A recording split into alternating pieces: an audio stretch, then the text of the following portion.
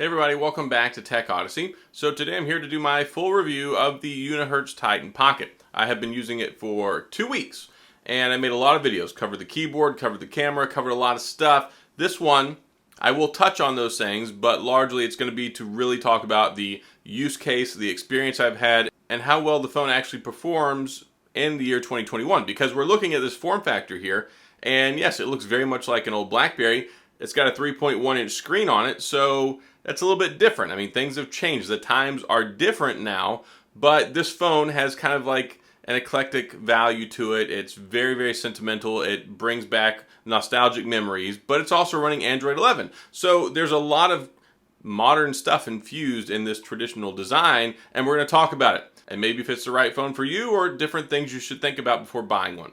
Now, before we get into that, I do want to say if this is your first time stopping by the channel, thank you for being here. If you enjoyed the video, please hit the like and the subscribe button and the little notification bell if you want updates when new videos come out. Now let's take a look at the Unihertz Titan Pocket.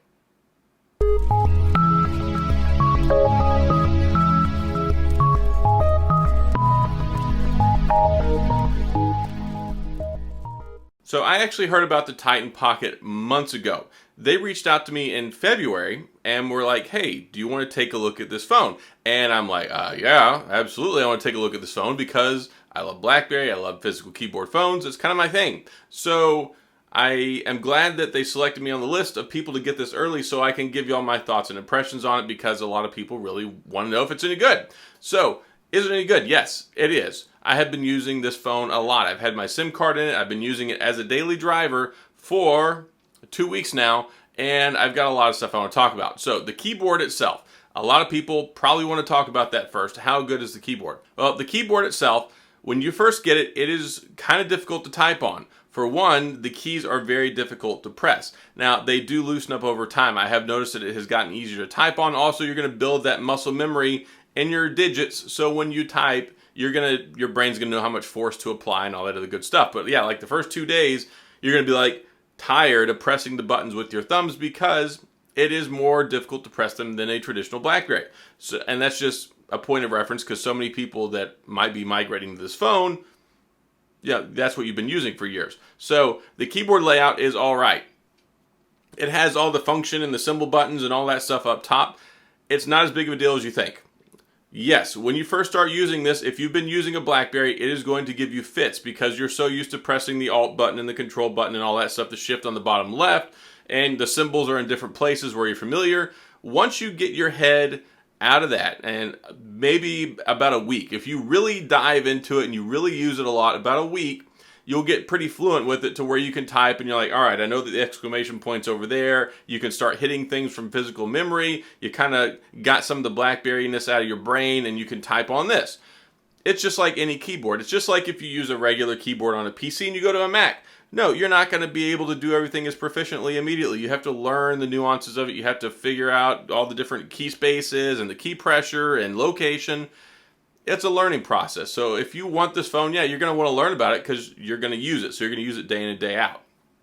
It takes time. If you pick it up and use it for like 2 days, you're going to hate it because it's not going to type the way you're used to. So you've got that. You've also got the capacitive layer on here so you can do your swiping. You can use it on the menu. You can use it when you go into an app. So if you fire up Twitter, you can scroll through that. It works perfectly well. It's actually, I think, better and more sensitive and more accurate than the one on the actual normal Titans. So there has been some improvement here, I think. You'll also be happy to know that the keyboard on here preserves a lot of the same functionality that the Blackberry one does with the Key 2, the Key 2LE, the Key 1, the Priv, and you can do the programmable shortcut keys. Every single letter on this keyboard can be programmed for a function for a short press and a long press. So for instance, if I press T, for me, a short press is going to bring up Twitter. Ta-da! It's very nice. And if I go back to the home screen, if I hold down T, then it brings up my YouTube Creator Studio. So I can go in there and do stuff. But you can program it for basically whatever you want. And you can get the same functionality as the speed key with the Key 2. So let's say I hit T, I go into Twitter. Once you're inside here, it won't allow you to use your program shortcut keys because you're inside the app. It assumes that you're going to type or do something fancy. Well, if you set up the magic key, which you can do in the intelligent assistant stuff, you can set it up in the settings. If you hold that button down and then hit T, so let me go to another app. So let me see, C pulls up the clock for me. Now I'm inside the app. hold it down, hit T, but now it goes over to Twitter. So if you don't program it though, let's say I go back into the clock. If I hit T now, it doesn't go to Twitter. So you can program that. Also, you can do the same thing with the function key and some other keys on the front. So that's one nice thing you can do.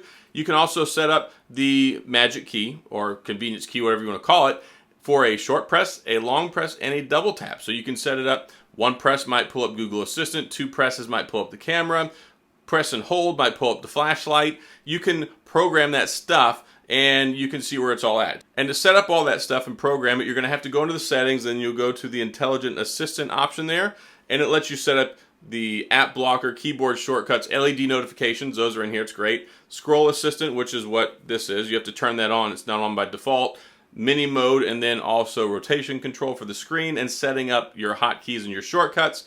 Very customizable, very easy to build out. Go in there, spend some time, set this sucker up how you want so you can maximize the enjoyment and your productivity for your experience with the phone.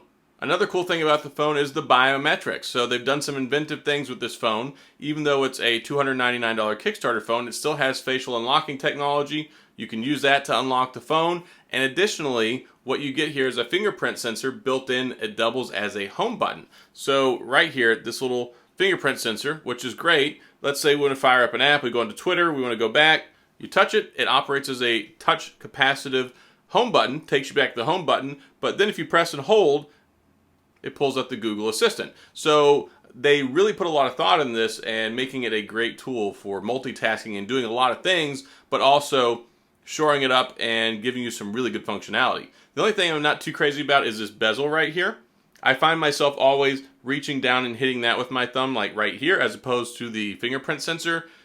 Even after 2 weeks, I still do it a lot. So I'm hoping that it will get easier with time, but at this point in time, it's something that I still find myself doing, especially in the dark when you can't see what's going on. I'm always touching that bezel area.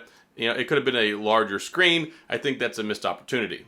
3.1-inch 720p display. Some people think that maybe this might not have a high enough resolution. It has a perfectly high enough resolution. It's nice. It's got 4 icons that go across.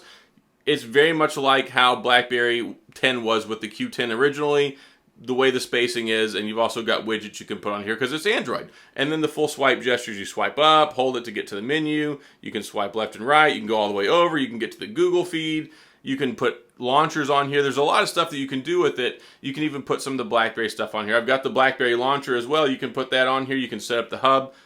Straight inside of here, you can open it up. Of course, it works best if you have a default launcher. So if you want to go all Blackberry on this, you need to set the default stuff for the Blackberry UI. I mean, that's the Blackberry Launcher. That's what you're going to have to do. Largely, though, I find that I kind of like the actual one that Unihertz has on here better than the Blackberry one. It makes it feel newer. As soon as I tried the Blackberry Launcher on here, I'm like, this feels a lot like 2015. Like, it doesn't feel as modern. It doesn't feel as nuanced. It doesn't feel as smooth. It doesn't feel as awesome. So I tend to prefer the actual Unihertz launcher that's on here. That's just my personal preference, but you can put other stuff on here. And if you want to use Blackberry Messenger, you can get BBME, you can get that. You can use Skype, you can use WhatsApp, you can use Viber, you can use all those great things that you would normally like to use on a Blackberry that you may not be able to use anymore. You can use it on here because it's all modern. You can even play games on here. Now, one thing I need to caution you on when you're playing games is it's going to come out looking like a square. So if it's not a square-oriented game, then you're going to have issues with that. So I'll fire up Boom Beach here, and you'll be able to see it's very, very much compressed on the phone. So as you can see there, you're not going to be able to see everything. It's going to be zoomed in. It's going to be cropped. So you can zoom out in most cases with some games, but that's just something you're going to have to be aware of. And then there's mini mode. So you can swipe it down and you can get it to that way to where, you know, when you're doing things like, let's say with Twitter, or let's say with Instagram, it doesn't show you everything. It's so zoomed in because of the resolution and the screen size, you sometimes can't see an entire Instagram post on one page. So if you fire up Instagram and it's like, wow, this is what it looks like. If you enable mini mode, go into the settings and set it up where you can swipe down, it kind of minimizes it, so then you get the normal feed you can see there.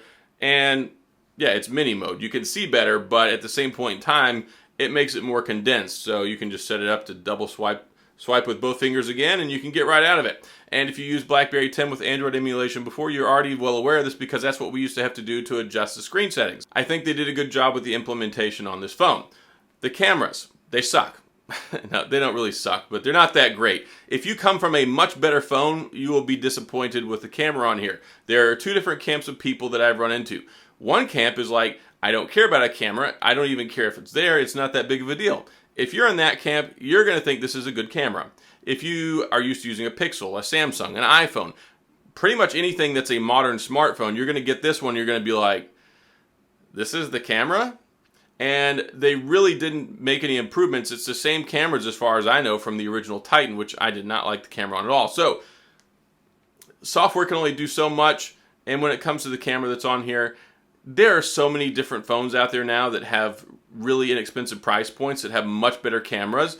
I feel like they could have thrown us a bone here and given us a better camera experience. And the video is also wonky because on max resolution it's 1400 by 1400, so it records square video, which is fine on this screen, but if you take it off this screen and watch it on another screen, that's problematic. But it does have 1920 by 1080, so you can still shoot your rectangle landscape video that way. So just pay attention to that in the resolutions. It's got a very industrial and protective and rugged quality to it. That's kind of their thing. They had the Titan, it was waterproof, all that jazz, very big and bulky, and I just didn't care for it. It was way too big for me. This is much better, this pocket size. But with the pocket size, we lose the IP67 dust and water resistance. It is a little bit, I don't know. It feels very metal. It feels very kind of harsh and rugged. It takes you a couple days to get used to it. The first few days you're using it, like the bottom here is going to dig into your fingers when you're holding it. You kind of build up some calluses and some lack of sensitivity to that. And as far as the one-handedness, it's actually pretty good to use one-handed. You can use it, you can scroll around, you can even type some. So one-handed use is nice because it's a small phone, but the things that you miss out on are the bigger screen real estate. So you're going to have compressed views on things. If that doesn't bother you, you're going to absolutely love this phone. If you like having a really big screen to look at, if you like having something more like this, where you want to be able to see everything on the phone, this is a big compromise. So it might be something you pick up and it's more of a novelty. It's more of a, I use this as a secondary phone for communication because it's great for typing. It's great for social media. It's great for basically communication and productivity in that regard. As far as modern productivity, it's not quite on the same level as BlackBerry used to be. BlackBerry was so good at productivity before because the phone was built around that platform and the operating system, and people had been using that for years. Well, now you get a better productivity experience where you can run all sorts of different things. You can get stylus support with the phone like an S21 Ultra or a Fold 2, or there's lots of other very, very good phones for productivity now. This is good for communication. If communication is productivity, it's right up your alley. If working on spreadsheets, if doing a lot of document work, if doing PowerPoint stuff, if using Microsoft Office is what you need, or even email, because when you pull up email, you can only see like 3 email headers at a time. That's just some of the things you run into. So as far as the communication process, as far as typing, as far as the tactility of the keyboard, for $299, I think they're doing a good job. It has years and years of study and science and progress and trial and error that has made it such a wonderful keyboard format. This one right here, it's not as refined, it's not as polished. Some things it's like, okay, they threw that there so it could be there, but at the end of the day, it's not as functional as a BlackBerry keyboard. But can you learn it? Can you use it very well? Yes, you can, and you'll get used to it, you'll like it, and of course, any keyboard phone that you get in a format like this is going to be better than the one that's not going to work in the near future, because when you talk about networks like AT&T and T-Mobile, your old BlackBerry 10 devices use 2G and 3G as a primary line of communication, plus the end of life for BlackBerry in January of 2022. You're not going to be able to use it anymore. So this is a very good viable alternative, especially since we're almost in the middle of June and we've heard absolutely nothing from Onward Mobility.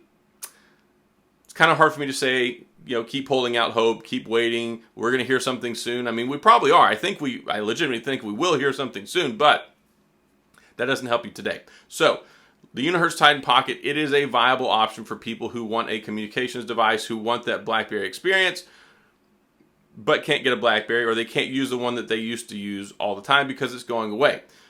Big question mark here. So this doesn't have band 71, it doesn't have 5G, it doesn't have the 600 megahertz spectrum, so you're going to be missing out in older areas where a lot of the newer towers that have been implemented are 5G and band 71 LTE. So this works with 4G LTE, it works with band 66. As far as my experience with it, it works perfectly fine. Yes, there are some areas where you just have not as good a signal because those holes have been plugged by 5G, not older spectrum. So that's something you're going to miss out on. You're going to miss out on the 5G network reliability, the enhanced speeds, all the new emerging markets and areas where it's being developed and installed. You're not going to get that with this. So that's something you're going to have to live with. 4G LTE, it's unlocked. It'll work with, well, it may work with AT&T. It's probably not going to be whitelisted for their voice over LTE program. So I've tested it. It does appear that voice over LTE works, but yeah, T-Mobile is going to be perfectly fine. But if you look at AT&T, it's likely not going to be a whitelisted device on their network. I mean, if they're kicking Blackberries off, if they're kicking all these other reputable phones off because they don't support them because they didn't actually sell the phone, this one likely won't work either. So that's something I would caution you about. And if you're unhappy about that, look somewhere else. There is T-Mobile. They are really good. I think they're better than AT&T now. You've got Metro by T-Mobile, which is the same network, and you can pay less money in most cases. And then they've got Mint Mobile, which is the one that Ryan Reynolds has. It's the same spectrum. I've used it. I'm using it in my Microsoft Surface Duo. Very good, very capable. Works perfectly fine in here. So you have options if you want to get rid of AT&T. And in some instances, I encourage that because they charge you too much money. They take away your options. They want to lock you into these finance payments where you're stuck with this phone for 24 or 36 months or 30 months. And I don't think their service is as good as T-Mobile. It's not as fast in most areas. And T-Mobile has more of the emerging market spectrum for 5G and the 600 megahertz. That's not a plug for them. That's just letting you know I left AT&T a long time ago. I hate them. And I'm very happy to pay for T-Mobile. So there you go. So this will work with T-Mobile. It's working for me, no problem. It's good. IR blaster on the top. It's got the headphone jack as well, so that'll make some people happy. You've got the LED flash on the back. One camera on the back, one camera on the front. No ultra wide, no telephoto zoom, none of that fancy stuff. Check out the link. Go to my other video for my camera review. You will see the entire gambit. I did video footage on the selfie camera, the primary camera, tested out the photos on the front and the back. Check that out. But the cameras and the video stuff is really not that great if that's what you're into. So, battery life. This is basically a 2-day phone. I have not killed it in one day. I think I've only gotten it below 50% once or twice, and I've used it all day as my daily driver. However, I also carry around 2 phones. So sometimes it's more convenient for me to use a phone that has a large screen on it. I do a lot of stuff for social media. I do a lot of stuff for my YouTube. I do a lot of stuff for like camera and testing things out. I can't just use this one phone by itself. I have to have a supplemental one because I could never use this because of the cameras. I could never use this because I need certain extra functions from a larger screen. But if you want to dive in and use this as a primary phone, it may work out for you. I've used it that way with a supplemental phone, and I find that works really well. It's a good combination. You get all the communications and the typing and the productivity that you've come to expect out of a physical keyboard, but at the same time, you've got a second device, and you can do everything else that you may not be able to do or may not want to do or do as comfortably on the small screen. So battery life is great. Cameras, not so good. Performance is solid. I can't speak to security patches because this is pre-release software. It's not coming out until September. The Kickstarter started here a couple of weeks ago. It's great. It's fully funded. You can pick one up, $299, full price. And yeah, you'll get it in September, and I think you'll largely be happy with it. It should work. I think it's going to get Android 12. The Titan got Android 10 from Android 9, so this one launching with Android 11, I have some optimism and hope that you'll see that. But at the same point in time, you're not going to get security patches all the time. I don't know what their policy is. That's something that may be concerning to you, or at this point in time, you may not care anymore because basically security on most phones is compromised. So what's the deal with the Unihertz versus some other ones? But then, of course, you've got the Titan chip with the Pixels. You've got the Knox security software with Samsung. You've got Apple and their security, if you want to call it that. But from what I've been told industry-wide, that it's supposed to be pretty decent. So I think you're going to have an elevated and enhanced level of security with other phones. But this one I'm not overly worried about. There were some concerns with the original Titan with a software suite that had previously been known to, I think, skim off information, and I have not seen this one on that, but this one has some preloaded bloat software stuff on there, and you can't go in and delete it. Some of it you can if you go into the settings and you go to force uninstall and all that good stuff, but by and large, there is some stuff that's stuck on here. I throw it all into a folder, I don't touch it, and I disable it to the best of my ability. I would largely recommend you might want to consider that as well. But anyway, as far as the phone goes, I like it. I think it's very much worth the price tag. Bluetooth on here, that works. You can listen to music. Making phone calls is solid. The phone calls are actually pretty nice. It's a nice compact handset right here next to your ear. Easy to talk on. You can hear on the other end very well. I didn't have any problems making phone calls. So works as a phone, works for texting, works for communication, works for pretty much everything except stuff that you would traditionally want a really large screen for. If you don't traditionally use a really large screen, you're not going to care at all, and you're really going to like this because it's going to be zippy, it's fast, it's got the MediaTek Helio P70, 6 gigs of RAM, 128 gigs of storage, which is going to be totally good for you to use all day long. I use phones that have Snapdragon 865 pluses in them, Snapdragon 888s in them. I've got the latest and greatest. This doesn't bother me at all. It is a very good, very zippy, very well-performing phone. So very good. Plenty of storage. You have expandable SD card slot in there, or you can use dual SIMs if you want to rock that way. So I think they've done a good job. I like it. I think it's a very good phone for what they've made. And yeah, there are some compromises here and there. And it's probably not going to be supported for 3, 4, 5 years. It may only get one operating system upgrade, but maybe that's enough for you at $299, and then I'm sure they'll have another Kickstarter in a couple of years. So, good phone. They did a good job. I like it. It has enough in here that it gives you that nice BlackBerry nostalgia, but at the same time, it's uniquely different, and it brings something different to the table. So, that's all I've got in this video. If you have any questions or comments, please feel free to leave them down in the comment section. And if you enjoyed the video, please hit the like and the subscribe button, and the little notification bell if you want updates when new videos come out. And as always, thanks for being here. I appreciate you watching, and I'll see you guys next time.